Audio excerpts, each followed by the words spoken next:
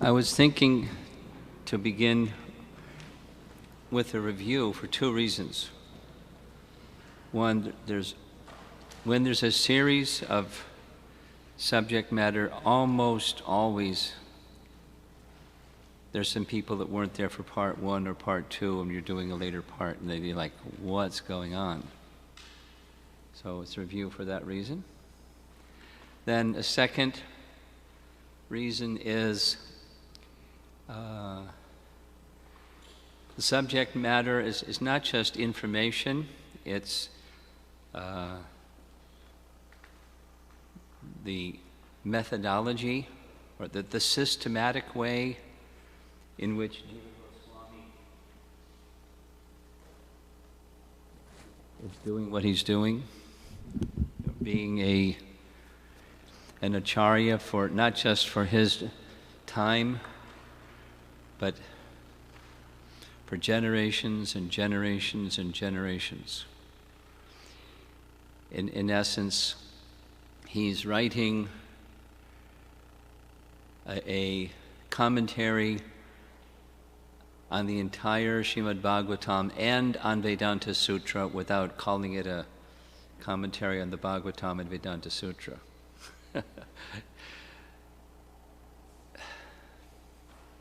The history, this is the six Sandarbhas, commonly, conventionally, they're known as Sat Sandarbhas or six Sandarbhas, but actually it's the Bhagavat Sandarbha, all six together. And it's a type of commentary, it's a Sandarbha type, this word Sandarbha, this is review. The word Sandarbha means, here it is, weaving. And he uses terminology in this, like in the introductory verses, that we're used to, but he uses them in a different way, like sambandha. We think of sambandha and we hear it again and again and again, so we gradually learn what we hear again and again. And sambandha means the Lord, who is the source of everything.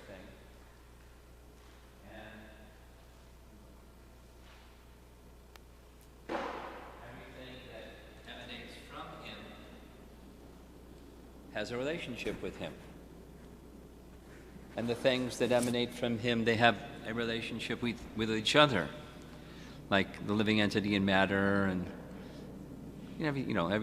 there's a relationship ultimately with the Supreme. He has another use of this term, sambandha. It's the subject and the words. There's a relationship between the subject, Bhagavan, and the text. So he's weaving the texts or the verses to illuminate the subject of the text, Krishna or Bhagavan, as in the Bhagavat Sandarbha. Anyway, it's a weaving of verses to give a comprehensive presentation on Lord Chaitanya's philosophy. It's simultaneously a comprehensive summary of our Sampradaya's teachings and the main themes of Srimad Bhagavatam. So that's what it is, and we're going to be discussing part of one of those six Sandarbhas, the Tattva Sandarbha, because Gopi Pranadana very kindly translated it. And this is his overall objective. Jiva Goswami is a follower, a worshipper, and a lover of Chaitanya Mahaprabhu. He wants to share with the world, especially his main audience, intended audience, are the scholars of his time. It's written in that kind of language. The approach that he's using. But Chaitanya Mahaprabhu's teaching is the highest philosophy.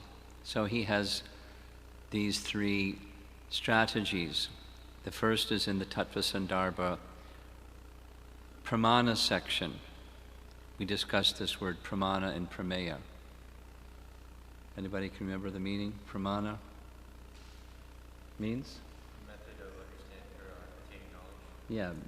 Yeah. Method or means of attaining knowledge, evidence or proof of something. So, pramana. And so of all the different methods of knowing something or means of knowing something or evidence to verify something, Srimad Bhagavatam is the highest. We won't review all that. It's going to probably take about, several sessions.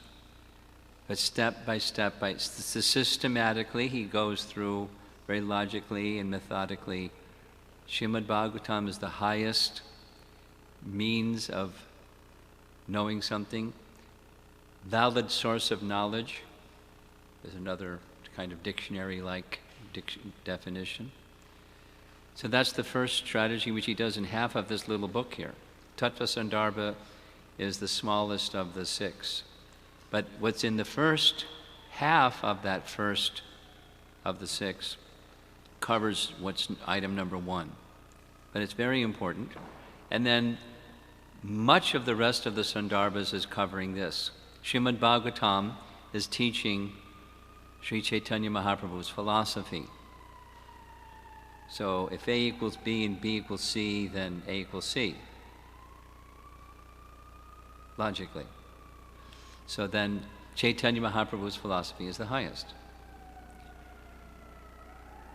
So to accomplish, I wanted to go over this again, particularly this part, because I don't feel like I was running. I was running instead of going slowly.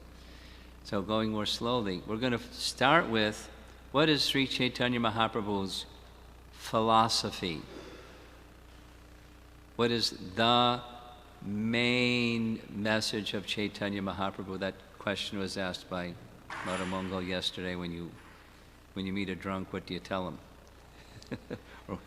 If somebody does ask you in one sentence, what's your philosophy? What is Lord Chaitanya's philosophy? The absolute truth. There's one verse that's about,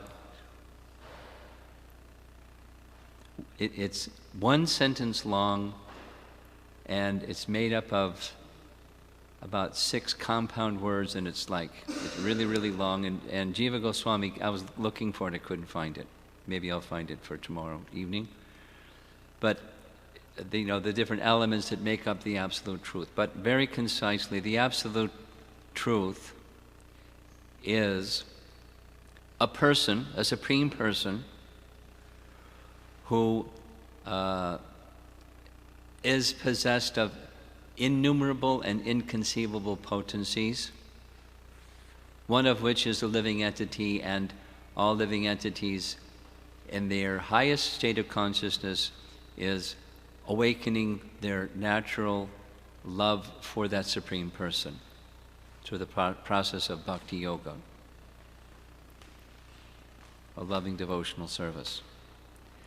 So that's Chaitanya Mahaprabhu's philosophy. The means to do that, there's details and details, but that's Abhideya. The main philosophy is, just put in simple language, Bhagavan. God is a person, and implied in that is multiple things. Unlimited, inconceivable potencies. So that's Chaitanya Mahaprabhu's teaching. And what he does in the following Sandarbhas, particularly Bhagavad Sandarbha, Paramatma Sandarbha, and Krishna Sandarbha, is he lays out what the Bhagavatam says in what were core passages of the Bhagavatam that illustrate those features of Bhagavan and his expansion as the Paramatma, and in his ultimate feature as Krishna in Vrindavan. And then he gets into Bhakti Sandarbha and Priti Sandarbha. Those are the 6 Sandarbhas.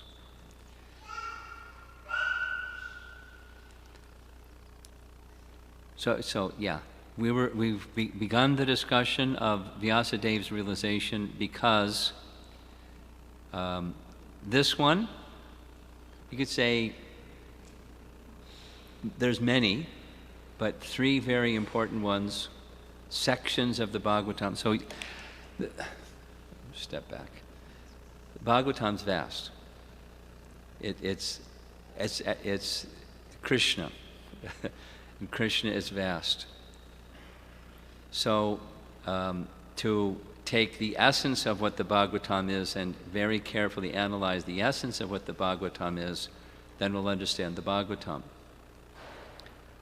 So, one of those essences, sections, is the Chatur Shloki, the 4 essential verses. Krishna teaches Brahma.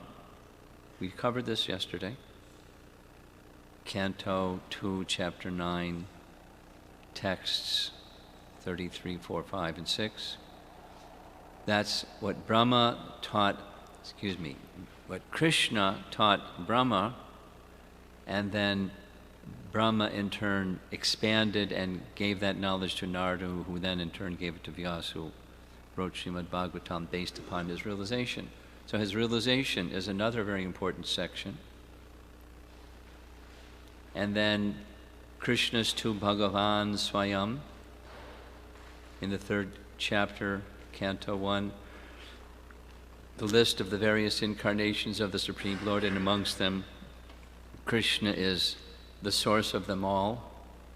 So that's an essence section by its purpose.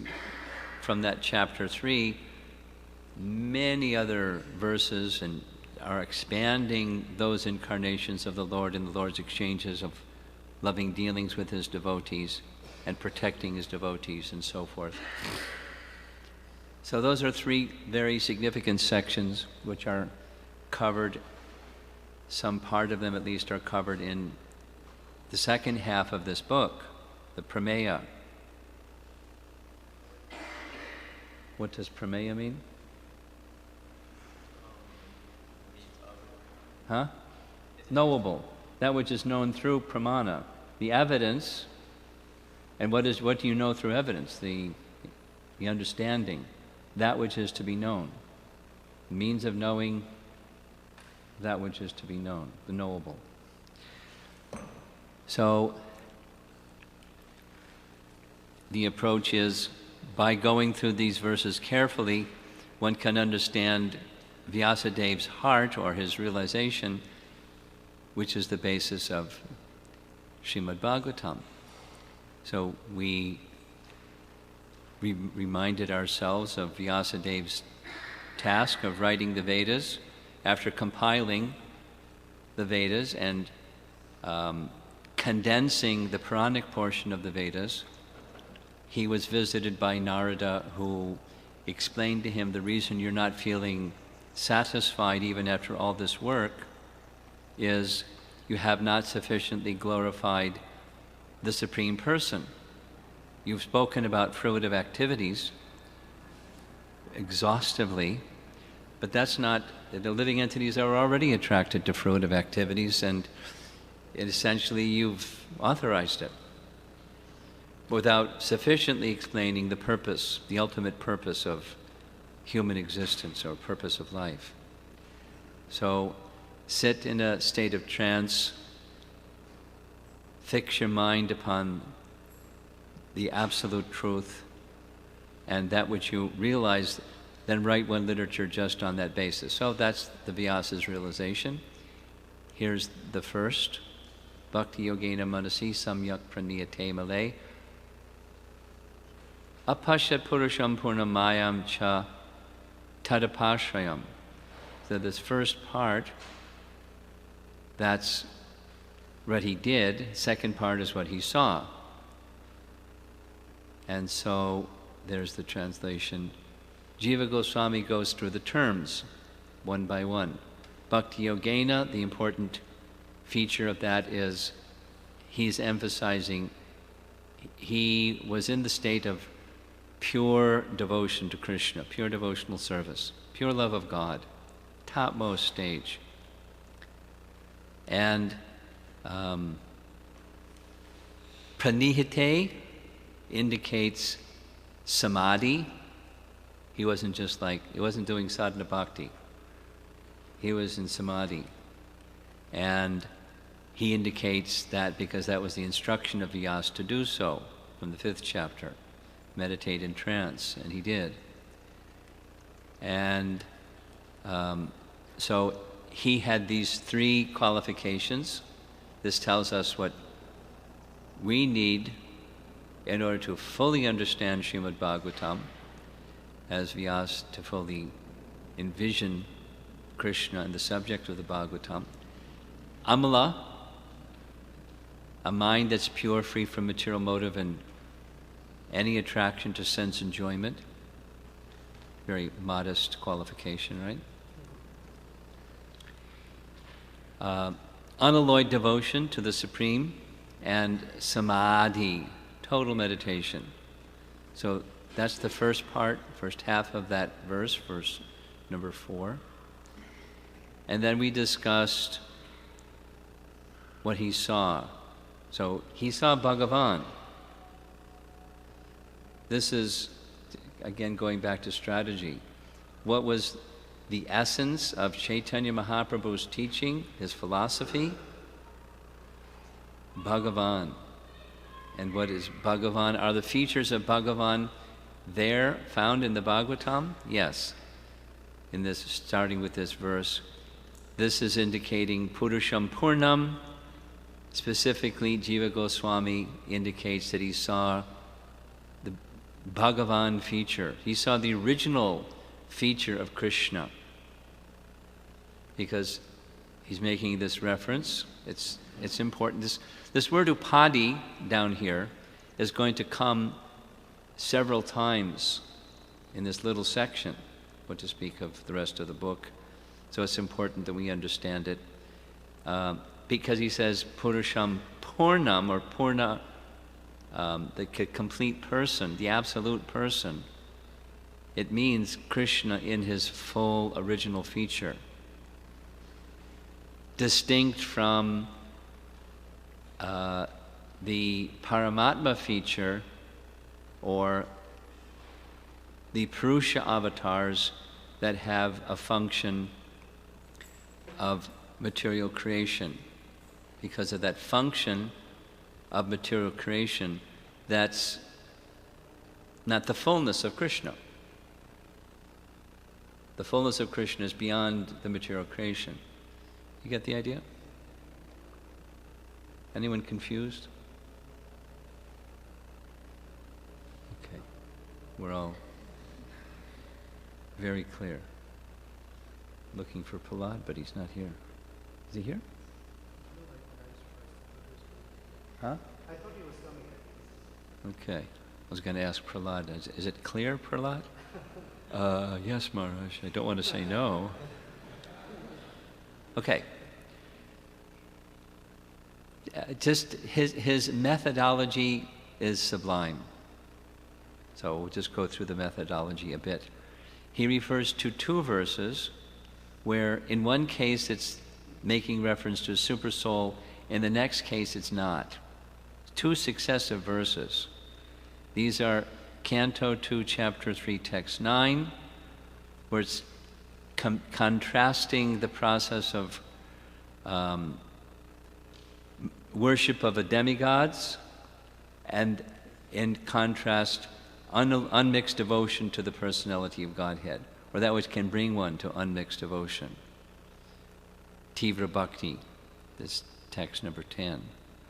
He refers to the commentary of Sridhar Swami, where in this verse, Sridhar Swami's commentary says, reference in text 9 to the word Purusha means the Supersoul, the Supreme Lord, who has this upadi, or single conditioning limitation of dealing with the material nature. Now, he doesn't directly contact material nature, but his function is to see to the process of creation. In various ways he does that, by his glance, and so many expanding within each of the universes, as without all the detail. However, in the second, Sridhar Swami says, in this verse here, text 10, the Purusha here is full, or Purnam. Purnam meaning the supreme, that is without upadi, and that's Krishna. He's not directly dealing with the material energy. So in any case, his point is what Vyas saw in trance was Krishna in his original feature. So that's Bhagavan. And then he also saw the energies. He saw the external energy, Maya.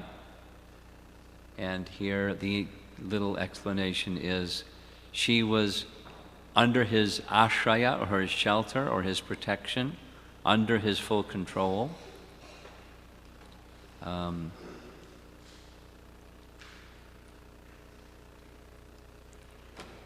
He refers to a later verse of this 7th chapter, which is translated, "You are the original personality of God who expand yourself all over the creations and are transcendental to the material energy. You have cast away the effects of the material energy by dint of your spiritual potency. You are always situated in eternal bliss and transcendental knowledge." So now we have three things. Bhagavan, his material potency, but her material potency is at a distance because of his spiritual potency. And thus Maya has an inferior role to the spiritual potency, or the internal potency. And to confirm that understanding, he makes another reference to 2nd Canto, Chapter 7, which states, Maya, feeling ashamed, flees the Lord's direct presence. You're going to see other references, other scriptural indication, the relationship between Maya, or the external potency, and Sarup Shakti, his internal potency. So that's another reason why I'm going through this. One thing builds on the next thing, builds on the next thing. So we now have a picture of Bhagavan with his external potency and some indirect reference to his internal potency. Now, down here, this indicates Jiva Goswami wrote a commentary on Tattva Sandarbha after writing the Tattva Sandarbha. It's called Sarva Sambhadani. And there he indicates that although the verse makes no direct reference to Krishna's internal potency, it's implied, as much as if you say, if you see the full moon, you see the effulgence around the full moon. See it the opposite way. Is it possible to see the full moon without effulgence around the moon? No. And so you don't say, you know what, 2 nights ago it was a full moon and I also saw the effulgence around the full moon. We don't speak like that. It's implied. You saw so using logic, Vyasadeva doesn't state it, but we can understand he saw Radha and Krishna. And we're all the way up to text 31.2. This is a further expansion on the term upadi, which is going to come up in the next verse also. You'll see.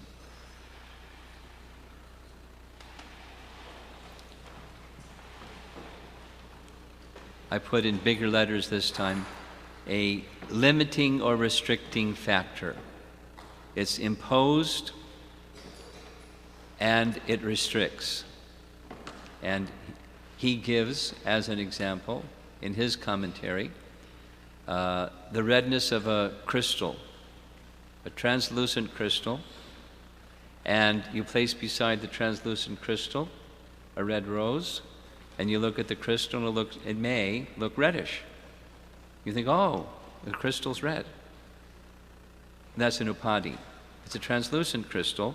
It's not red, but it may look red. So it's a limiting or a restricting factor. That's what an upadi is. Crystal, just again, a translucent crystal isn't red. Lord Vishnu is not limited by the process of overseeing creation, or his function overseeing creation. But because Vishnu oversees creation, unlike Krishna, who doesn't directly involve himself, his expansion, Lord Vishnu does that. Krishna in his fullness is what Vyasa saw. But we're going to hear this word upadi again, that's why I'm mentioning it again. And then the last part of text 31, he then goes into more on the internal potency. He makes a promise to his reader. Later in the Sandarbhas, later in this Sandarbha, he's going to discuss verse number 6, which is the material miseries of the living entity, which are superfluous to him, can be directly mitigated by the linking process of devotional service. Anarto pashamam sakshad, bhakti yogam adhoksajay is how the Sanskrit goes. We'll see that tomorrow evening. But by making reference to it, he's indicating the internal potency is involved in overcoming the external potency. They're distinct. And further in this, after this, few verses later, the Atmarama verse. Atmaramas cha munayo nirgrantha api arukrame. By the process of devotional service, even Atmaramas, who aren't attracted to anything material, become attracted to Krishna through the medium of his devotional service, which is also fully spiritual, distinct from the external potency. I'm going through this. We didn't have this one, didn't make this slide yesterday, in part because he's promising, coming attractions kind of thing, and we're going to get there. But it relates to the first part of the next text. Here he's describing Abhideya. What's Abhideya? Who knows what Abhideya is? The process. Process of what? Process of devotional service. Okay.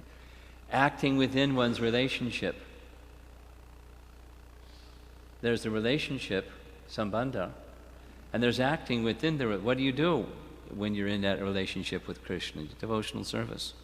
The process of devotional service. So here he's describing that the Abhideya, the influence of devotional service, is a function of the internal energy which overcomes the power of the external energy, delusion. They're distinct. In the second verse, that's this Atmarama verse, the qualities of Krishna prove themselves the highest functions of his internal energy by their superiority to even the bliss of Brahma. That means Shukadeva Goswami, who was already fully Brahman realized, studied Srimad Bhagavatam. And if you're already there, what do you need to practice something for? You're already there. So he was in the stage of Brahman realization, but became attracted to something that was not material. Krishna is not material, and the internal potency is not material. Not even a tinge of it is material. And then he concludes this little text. Vyas makes no mention of seeing the Purusha feature or the Brahman feature in his state of trance, again because it's implied. What's that? The Purusha, who has this upadi, or he's the predominator of Maya, is a partial appearance of the Supreme Lord, and Brahman is his formless impersonal aspect. So he's going to deal with those two aspects, particularly in the Paramatma Sandarbha and Bhagavat Sandarbha. So that concludes text 31, and that concludes the 1.7.4. So that's our review. Let's bear in mind why is he doing this? He wants to show that the Bhagavatam teaches Mahaprabhu's philosophy.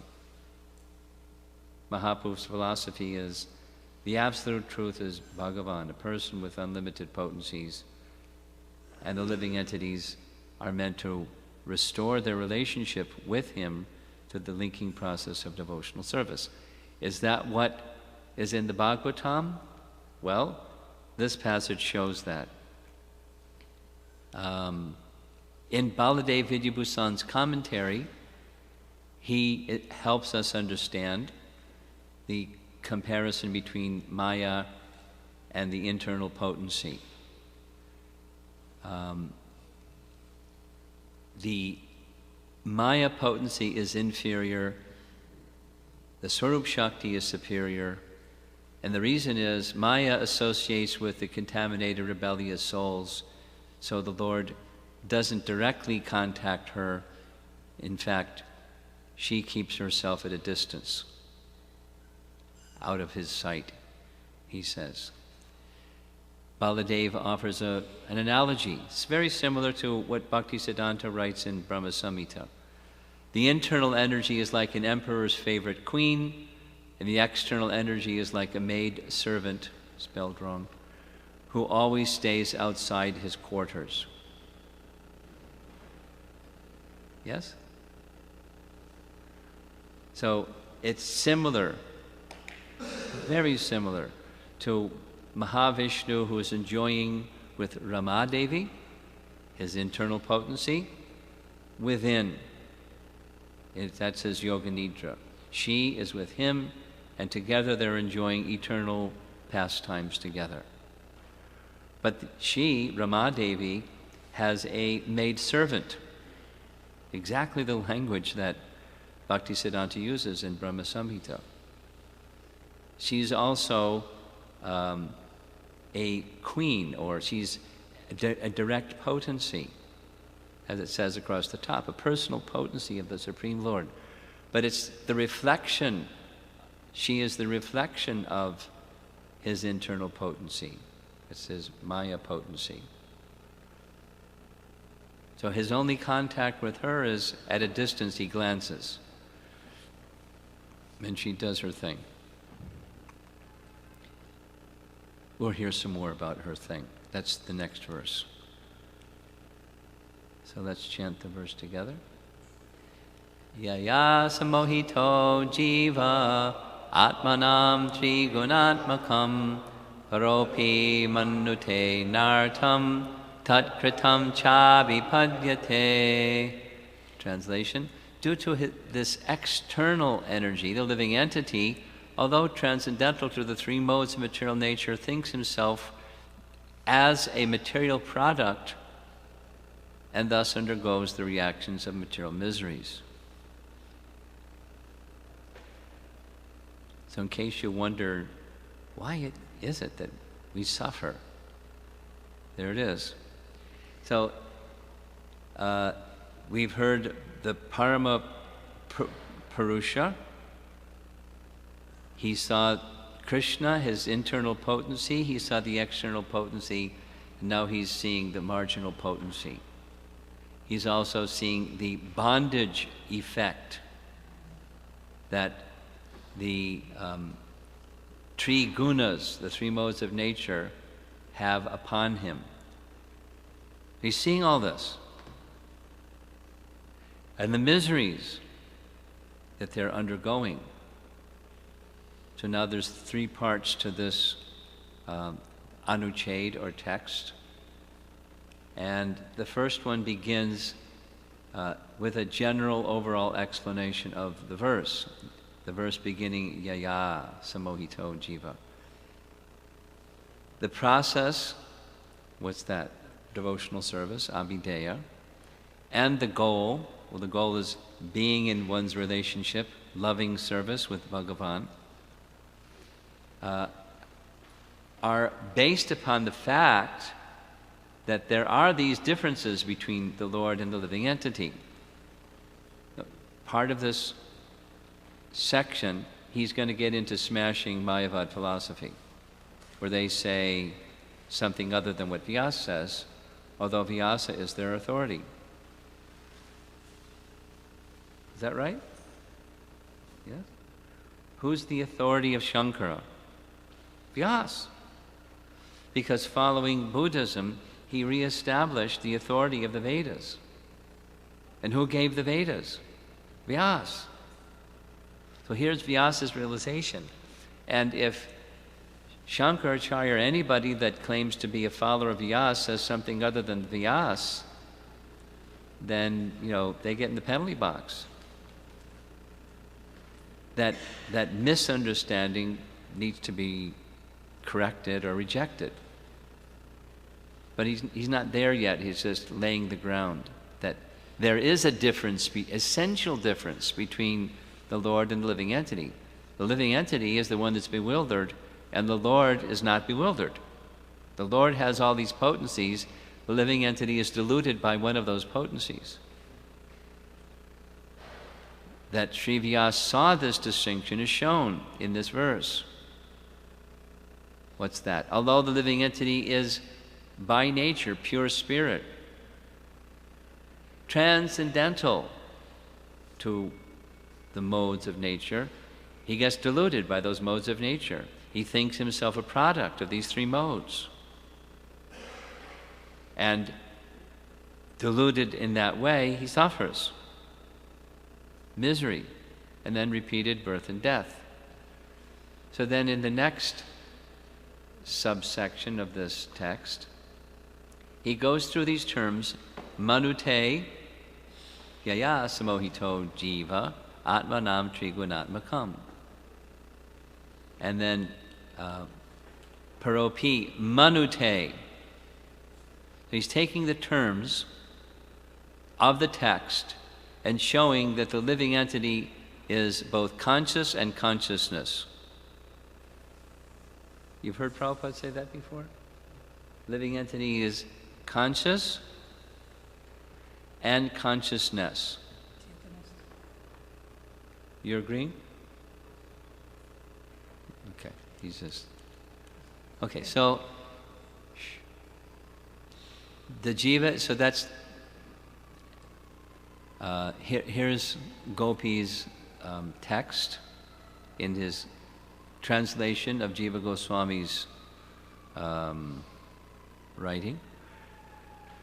Furthermore, so what's the furthermore? First is the living entity is transcendental, but it becomes covered by Maya. Furthermore, not only does the living entity consist of pure spiritual consciousness, but he also possesses consciousness as a component of his essential nature. What does that mean? Just like a light. So light gives illumination, but it also illumines other things.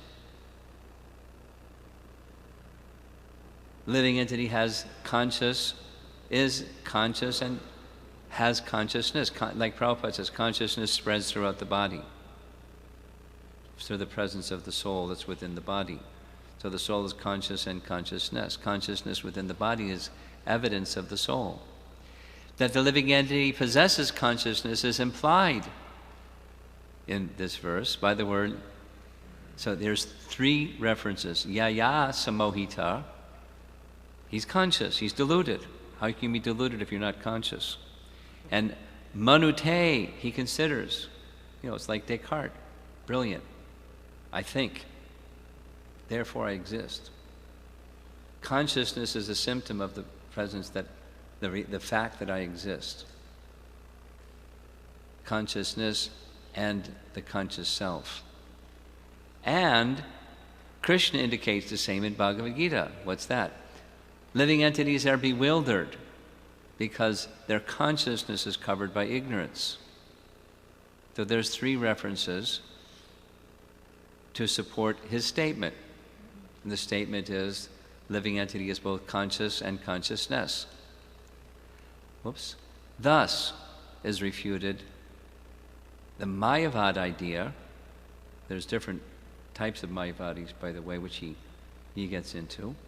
But one of them is that there's no such thing as a jiva. The idea that there's a jiva is just an imposition or an upadhi that's superimposed upon Brahman. And what's liberation? You just give up the idea that I exist as a jiva and you're Brahman. That's all. That's all you have to do. I'm not going to go into the detail here, but just a quick snippet is one of the categories of Mayavadis is the category that says Brahman, which can't be divided, gets divided.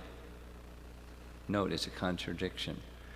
That which can't be divided becomes divided by upadhi, like a pot that you put on the floor, and inside the pot there's space, and outside the pot there's space, and you break the pot, and there's no more space within the pot. All there is space. So, similarly, a jiva there's no such thing. All it is Brahman thinking that I'm a jiva. Of course, most jivas don't think they're a jiva. They think they're a product of the 3 modes of nature. They think they're their body. But you break that upadhi conception and you become God. Om Namo Narayanaya. Haribol, Prabhu. Haribol, Narayan.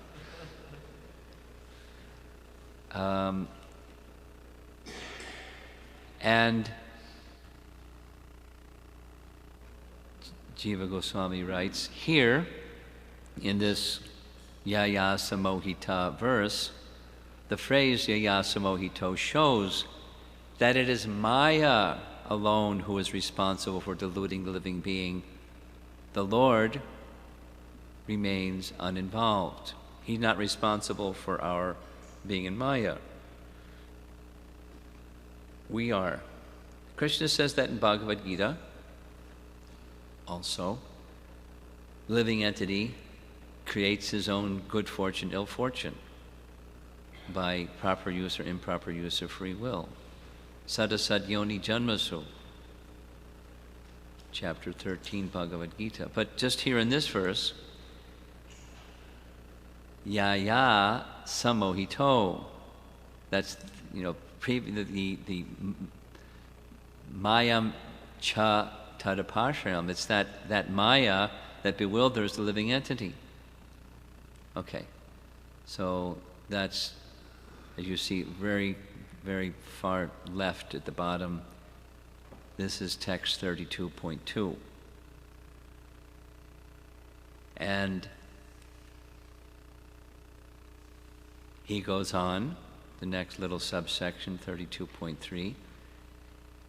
Again, in the Srimad Bhagavatam 2:5-13, there is this statement, the illusory energy of the Lord cannot stand in front of him, being ashamed of her position. But those who are bewildered by her always talk nonsense, being absorbed in thoughts of I and mine. So, it's emphasizing the fact that Maya covers the jiva, and what is her position? In the verse of 2:5-31, there's this Vilajamanaya. She's feeling shame. Why? She knows that the living entities, Krishna wants the living entities to come to him in loving service. He wants them to do that. And what is she doing? She's bewildering them and covering them, and she knows that Supreme Lord wants this other. But she does because she can't tolerate. They've turned their backs on him, and you stay away from him.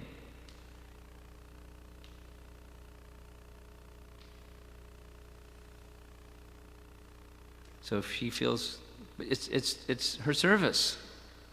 She's only doing her service. She has nothing to be ashamed of. A nice example often given is a benevolent state that in order to protect innocent citizens, law-abiding citizens, they have a police force, and if someone breaks the law, they put the person that breaks the law in a prison. You know, this is the benevolent state, not some of the other kinds. So the purpose of the prison is to protect the innocent citizens from people that would harm the innocent law-abiding citizens, to restrain, confine the law-breaking persons. Now ideally, a person in such a situation, they don't delight in, get some sadistic pleasure from locking people up in bars or something. You know, certainly people do get some sadistic pleasure doing that, but in an ideal situation, you know, Maya doesn't derive happiness from doing that. She wants to be in the Lord's service. This is the service that's assigned to her. She does her service, but she's still feeling ashamed. And she does the service in relation to those who are ignorant of him or averse to him, and that aversion, he uses this word anadi, which we're not going to entertain any questions about this evening. Srimad Bhagavatam, he goes on, describes the results of the jivas turning from the Lord. If you don't know this verse, it's a good verse to learn. It's a well-known, often quoted verse. Ayam dvitiya biniveshitak syat. Prabhupada would quote it often. It describes what's the result of the living entities who become attracted to something other than the all-attractive. What a misfortune. They become fearful. Bhayam. Dvati. Dvati means a second. There isn't a second, but they think there is. So they become attracted to something that isn't. And then it's a fearful position because it's not a tenable one. It's not a sustainable, even real one. But they're attracted. It's really sad. It's like somebody that has an addiction. They know the thing that they're addicted to is destroying them, and they're addicted to it. What a misfortune. It's a fearful state, and they're just like free fall, and it crash at the end. So Maya is taking care of that service on behalf of the Parama Purusha. Therefore, Maya covers their real nature and entices them to identify with matter. And I think there's just one more slide for this evening. Two more. So he goes on. So he's covering this Sambandha, Abhideya, Prayojana, because these are as in Vedanta Sutra, those of you that are familiar with Chaitanya Mahaprabhu's talks with Prakashananda Saraswati. Do you know who is Prakashananda Saraswati? He was a Mayavadi sannyasi. He was a big dude. He had many, many students. All of them were sannyasis. And he was the leader of all of them. And when Chaitanya Mahaprabhu came passing through Benares, or Varanasi on his way to Vrindavan. They mocked him and laughed at him and ridiculed him. And then when he came back through, after being in Vrindavan, the devotees came to Chaitanya Mahaprabhu and said, we can't tolerate it. They're ridiculing you and scorning you, and it's too painful for us to have this go on. Please do something. So he did something. He made Prakashananda Saraswati into a devotee. And how did he do that? Wonderful pastime, making it short. Just as he said that to his devotees in Varanasi, a Brahmana came and invited him to come to have lunch with all the other Mayavadi sannyasis. And of course, Mahaprabhu would never accept such an invitation, but he accepted the invitation. And when he went, they were all assembled, and he sat right by the foot wash, like is considered a dirty place. And then he exhibited his Brahman effulgence.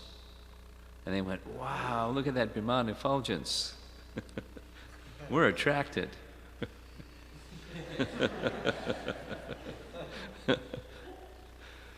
So they invited him to come sit in their midst. And Prakashananda began to speak and said, why don't you do what sannyasis are supposed to do? You're supposed to study Vedanta Sutra. Instead, you're doing things that sannyasis aren't supposed to do. You're associating with worldly people and partying all the time, singing and dancing and carrying on like you're an ordinary fellow, but you're sannyasi. Why are you doing this? And he said, well, because my spiritual master told me. Chant Hare Krishna. And when I started chanting Hare Krishna, something happened. I just started dancing and crying and rolling on the ground. And I went to him and said, I must be doing something wrong. And he said, no, you're doing everything right. And quoted a verse from the Bhagavatam saying, it's right. This is the topmost stage. Bless you. Keep going.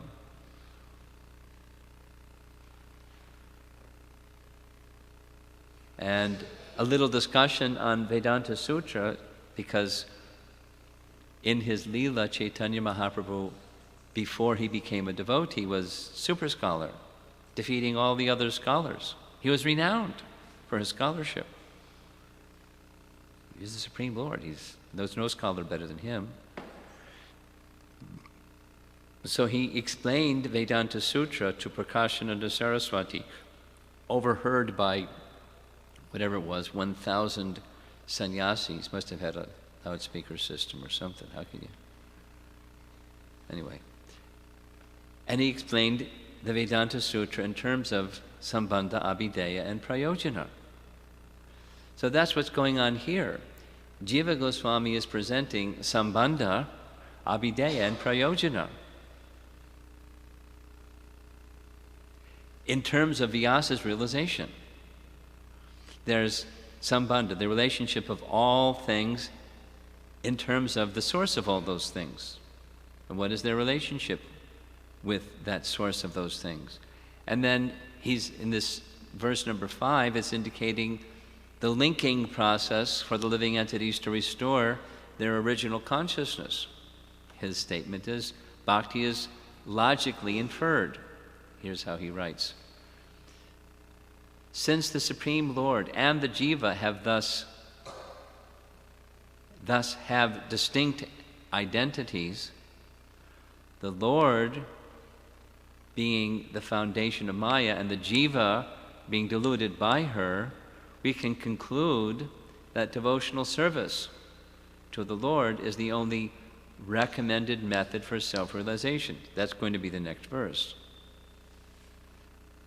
This conclusion follows logically from such scriptural statements as the following ones in Bhagavad Gita 7:14, this divine energy of mind, consisting of the three modes of material nature, is difficult to overcome. Only those who engage in abhideya, the linking process, devotional service, can cross beyond it. So it's implied. 3 times now he's brought out the internal potency. Although the internal potency isn't directly named, it's implied. The effulgence around the full moon, the linking process of devotional service, and love of God is the prayojana. The personality of Godhead is the most deserving recipient of perfect love because he instructs all people about their ultimate welfare. That comes in Vyasadeva, in the statement that after Vyas understood all these things, he compiled Srimad Bhagavatam and taught it because he was compassionate. That's why he compiled the Vedas to begin with, because he's compassionate. And now when he had this realization, he didn't become less compassionate, more compassionate. So the personality of Godhead instructs all people about their ultimate welfare. He removes all sorrows. He is everyone's supreme self, like the sun in relation to its rays. And he is perfectly endowed with all wonderful qualities. Thus is established the final goal of all endeavor. So, he's that's going to come in the very next, because these are later verses 44 and 45, but there's indication of them earlier. And that's what we're going to do tomorrow. Let's chant the verse together for tomorrow. Anartho pashamam sakshad bhakti yogam adhoksaje lokasya jadatad vidvangs chakre satvata samhitam. Translation: the material miseries of the living entity which are superfluous to him can be directly mitigated by the linking process of bhakti yoga, devotional service.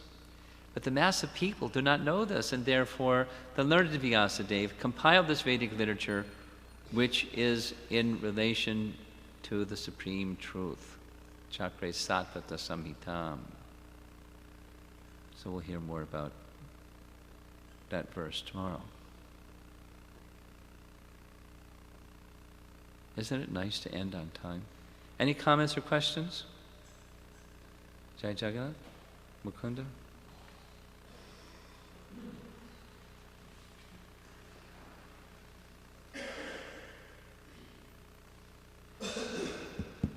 Hare Krishna Maharaj. I had a question about the slide where when you mentioned about the soul as being consciousness and also having the attribute of consciousness. Yeah. Okay. That's nice, isn't it? What's your question?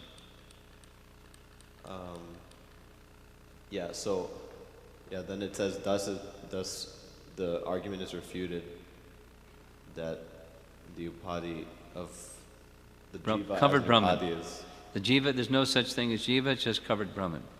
Yeah, I just didn't understand it. I didn't understand how that refutes that argument. The jiva is conscious, standing on its own. The jiva is conscious, standing on its own. Covering, no covering. The jiva is conscious, standing on its own. It's not, a state of covered Brahman. It's conscious, standing on its own. Covered or uncovered. It's like, there's a candle inside a candle holder, and over there is a bonfire. This isn't dependent upon the bonfire, it's just standing on its own. And you can break the covering, the glass around the candle holder thing. It's still a candle, and there's the bonfire.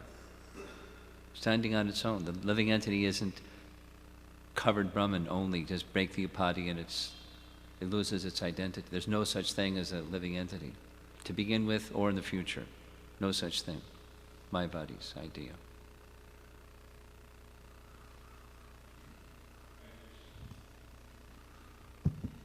I had a question about, the first slide, one of the first slides. The very first slide? Second one. It was mentioned on the bottom of the slide how Jiva Goswami or the Goswamis were giving the core tenets of the Sampradaya. Yeah. And particularly the Sandarbhas were systematizing the Bhagavatam for us.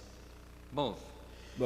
So my question is that Srila Prabhupada, his commentaries on the Bhagavatam is a Gaudiya commentary to the Bhagavatam. Yes. As opposed to like a Sri Vaishnava commentary. Yes. And as such, the way I'm thinking about it these days, it seems logical that it would be easier for us to assimilate what Srila Prabhupada was discussing if we actually knew what the core tenets of the Sampradaya were. Because oftentimes in our experience in the beginning of reading Prabhupada's books, it seems like he's just all over the place in the beginning. That was my experience at least, and I also hear that from many devotees as well. And then when we start to learn more of the philosophy, we can realize, oh, Prabhupada. That's that, and that's that, and that's like that. So it seems that it makes sense that as Jiva Goswami is writing this to introduce the world to Gaudiya theology, it seems that it would make sense to have this sort of being taught even in the very beginning, like the Sandarbhas. These are our core tenets. And then when we go to study Prabhupada's books, we would actually have an easier way to assimilate and digest them. So I'm wondering about this, if this is correct. And I'm thinking in contrast of like our Bhakti Shastri program and our Bhakti Vaibhav and so on. And then oftentimes we go like really deep into the purports and so on, but we're not standing on solid ground yet. So then going so deep, it kind of creates confusion. So I'll say the same thing in two different ways, and you can probably say it a number of other ways. When feeding babies, generally it's pablum, because the capacity for a baby to digest food is not what an adult can do to digest food. So it's pablumized. It's readily swallowable and easily digestible. And that's what Prabhupada did. He pablumized that which, if it was more systematized, people would be anemic. I mean, they wouldn't approach it. That's my sense. He did it purposely.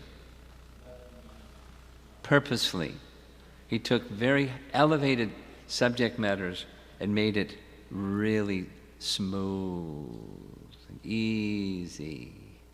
So when reading that smooth and easy, they may not understand and recognize the system, but it's just readily swallowable and very easy to digest. Some people find it's really hard to read Prabhupada's books. What to speak of, they wouldn't touch the Sandarbhas. It's like, forget it, man. I'm out of here. Give me something. So even with Prabhupada's books, we have to find ways to pablumize the pablum. And even make bridges so that, they don't even know what's going on, and then they get something and like that. So knowing, so his audience was the world. Jiva Goswami's audience is the highly elevated intellectual scholars of his time. That's the systematic approach that he took. Now, could somebody like you, or I'm imagining that you'll wish to present these systematic presentations to our newer devotees so that they're prepared. And, the audience might shrink from those that, so it may be needed for those that are wishing to continue and understand the system of things, and then go back, as has happened for you and me, and those that have studied, the more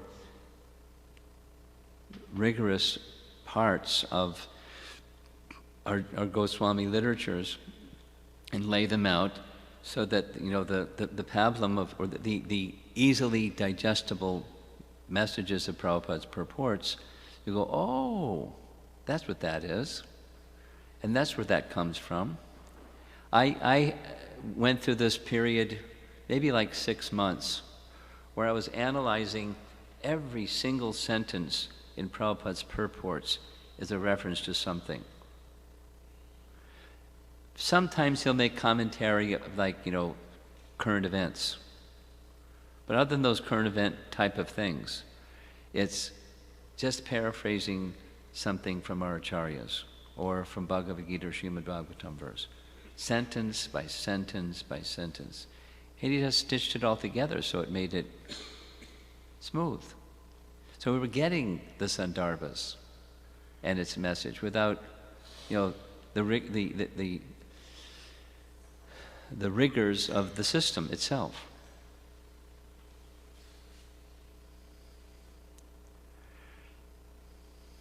I think of it like that. It's, the audience, he understood the audience, give something that's very systematic and they're going to run the other way.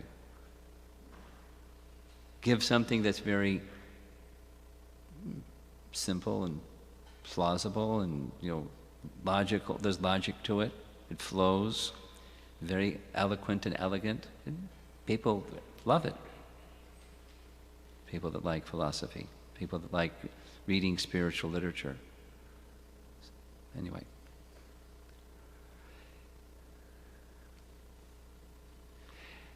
When I was in college, I studied German for 2 years. When I was in high school, I studied French for 5 years. In fact, I started even before I got into high school. And I never used it, so I never could speak it. But I went distributing books in Puerto Rico, and in about 6 months, I could have a regular conversation with people. Although I didn't know anything about the structure of the language. Now, if I had known the structure of the language, it would probably, I would be speaking with people different than how people speak with each other, because I would be speaking in the proper way rather than how people speak to each other.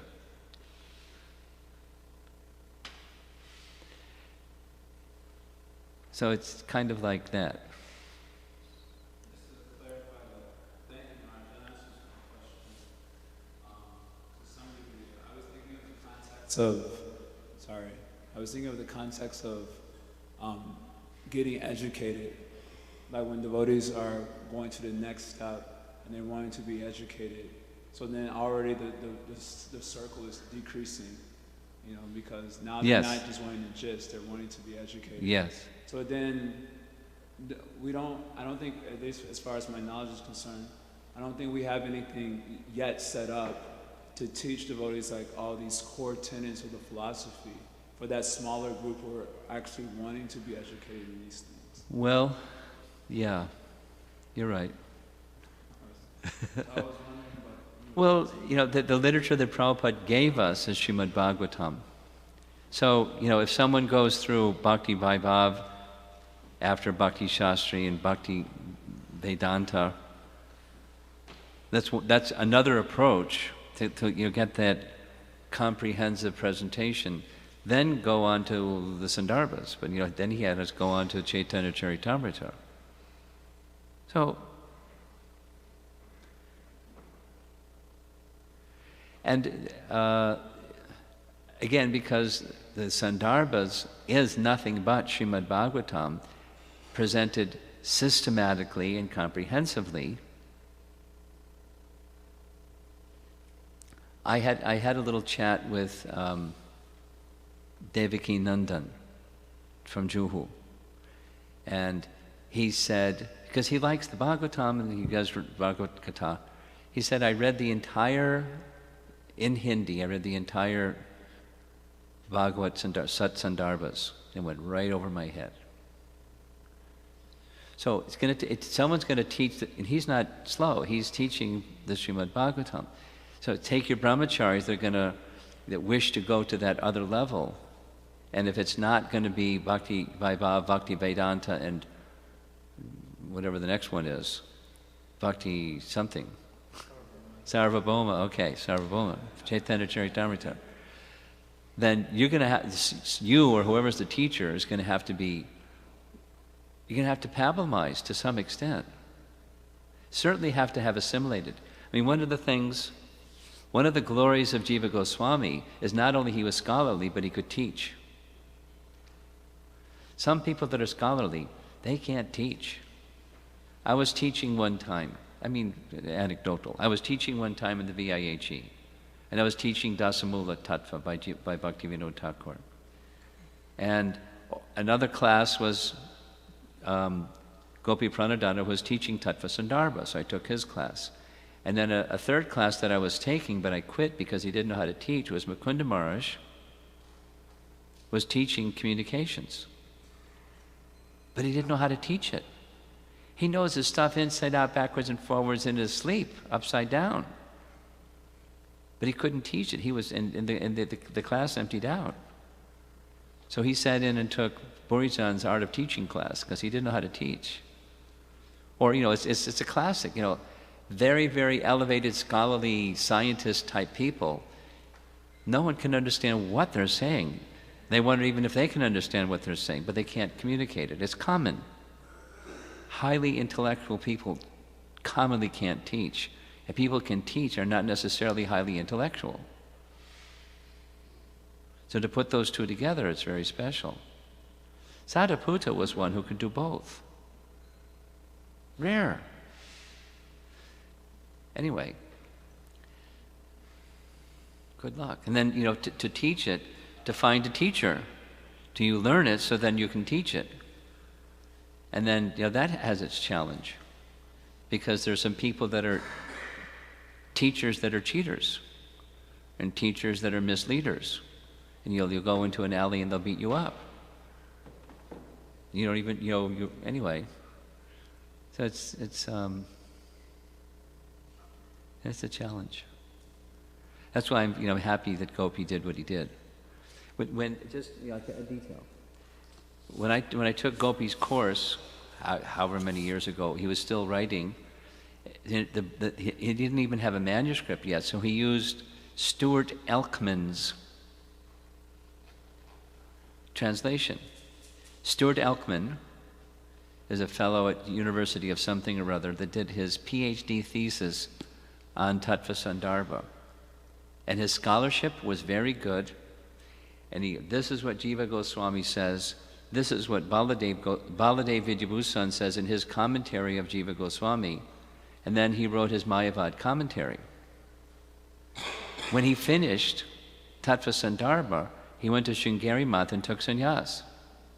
Although he was translating with reasonably good scholarship, Tattva Sandarbha. Watch out. No, he had enough integrity that he properly represented what Baladev said. And then he would bash Baladev and say he's a bad person because he misled the people. He said this about Jiva Goswami, but actually something else. Thumbed his nose at Baladev and became a Mayavadi. So one has to be very careful. We can teach not just intellectual and academic things, we have to teach from devotion. That's a high qualification. Okay, so anything else? Anybody? Yes.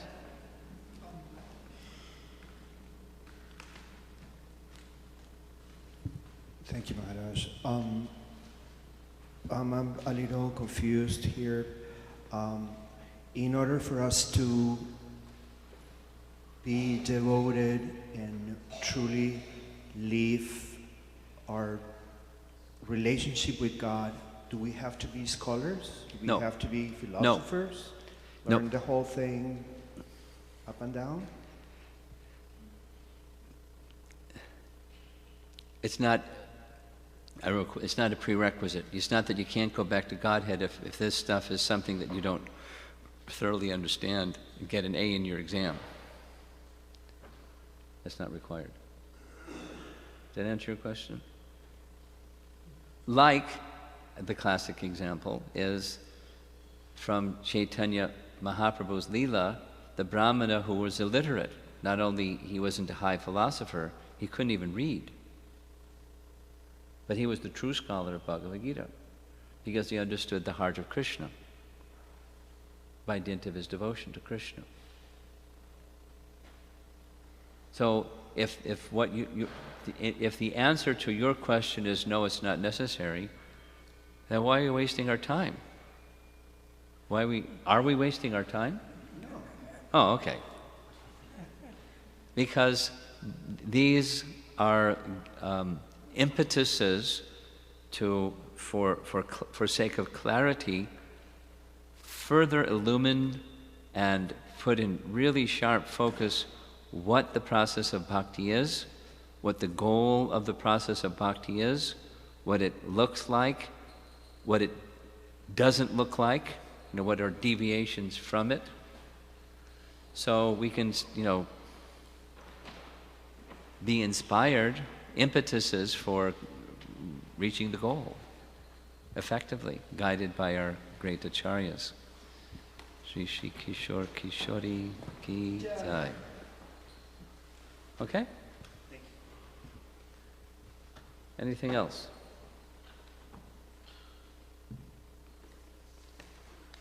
We're done. Okay. Srila Prabhupada Ki Jai.